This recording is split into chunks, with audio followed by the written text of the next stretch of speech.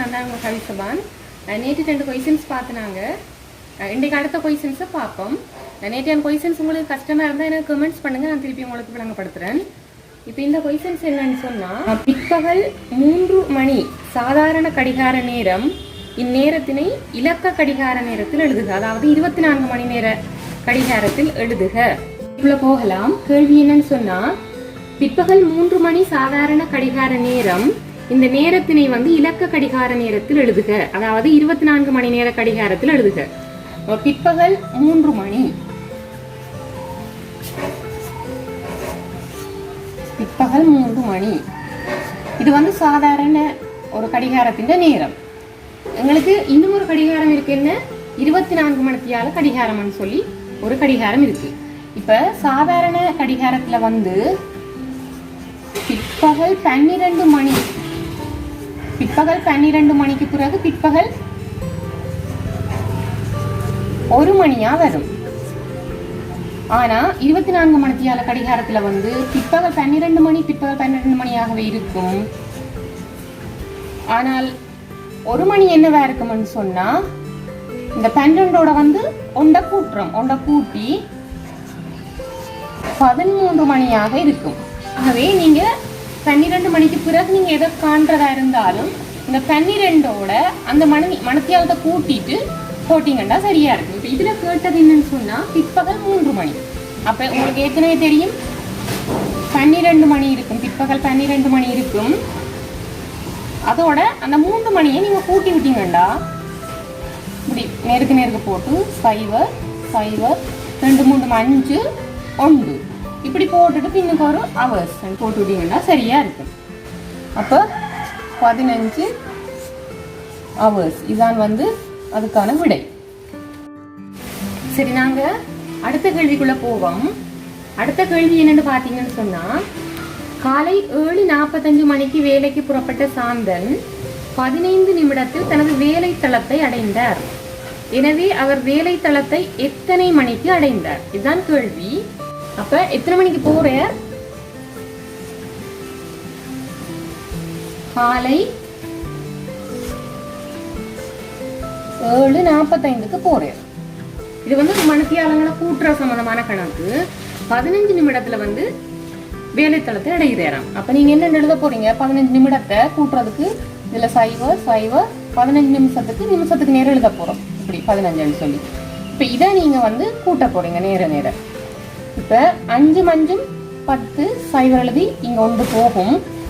அப்ப 1 4 5 1 6 இப்படி 6 வந்ததுண்டா. இந்த 60 வரும்போது இந்த 60 நிமிஷமும் சேர்ந்து 1 மணித்தியாலமா இங்க கூட போகுது. இதுல 60 வர்ற இந்த 6 1 மணித்தியாலமா இங்க கூட போகுது. அப்ப இங்க 0வா வந்துடும்.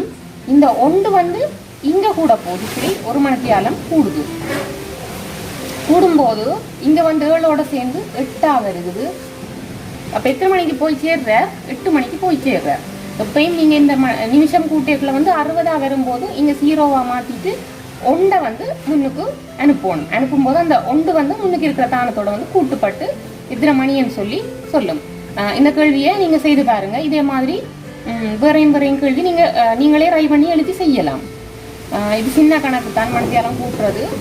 எப்பயும் இதை கவனத்துல வச்சுக்கொள்ளுங்க. நிமிஷம் கூட்டேக்குள்ள 60 நிமிஷம் 1 மணித்தியாலமா இருக்கிறபடியா அந்த 1 மணித்தியாலத்தோட முன்னுக்கு போகுது. இங்க 0வா வருது. இதுதான் இதுக்குரிய விட. அப்ப எத்தனை மணிக்கு போய் சேருவார்? காலை 8 மணிக்கு போய் சேருவார். இதுதான் இதுக்கான விட. விளங்கிட்டுதா? இந்த கேள்வி விளங்கி இருக்க நினைக்கிறேன். நான் அடுத்த கேள்விக்குள்ள போறேன். அடுத்த கேள்வி என்னன்னு சொன்னா, காலை 6 மணிக்கு நித்திரை விட்டெழுந்த மாறன் 45 நிமிடங்கள் உடற்பயிற்சி செய்த பின் 25 நிமிடத்தில் உடை அணிந்து வேலைக்கு தயாரான நேரம் என்ன? அப்ப மாறன் காலை 6 மணிக்கு நித்திரை விட்டு எழும்புறார்.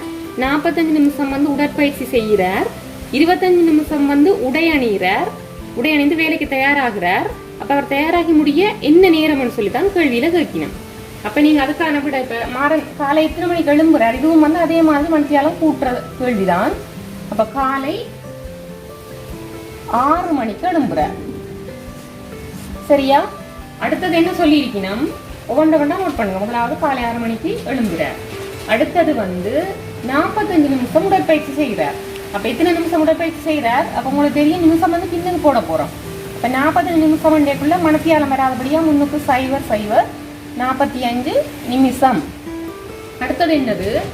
25 நிமிஷத்துல வந்து உடை அணிந்து வலிக்கிறார். அப்ப அதுலயும் மனத்தியாலம் வராதபடியா முன்னுக்கு 0.025 நிமிஷம். இப்ப இந்த மூண்டையும் வந்து நீங்க கூட்ட போறீங்க. கூட்டும் போது இது என்னன்னு சொன்னா இப்படி நேருக்கு நேருக்கு எழுதுவாங்க. அப்பதான் உங்களுக்கு கூட்ட ஈஸியா இருக்கும். மற்றது 5 × 10 0 எழுதி 1. அந்த 1 வந்து முன்னுக்கு போகுது. போகும்போது எத்தனை? 4 × 5 5 × 7. இப்ப 70 வந்துட்டு இது.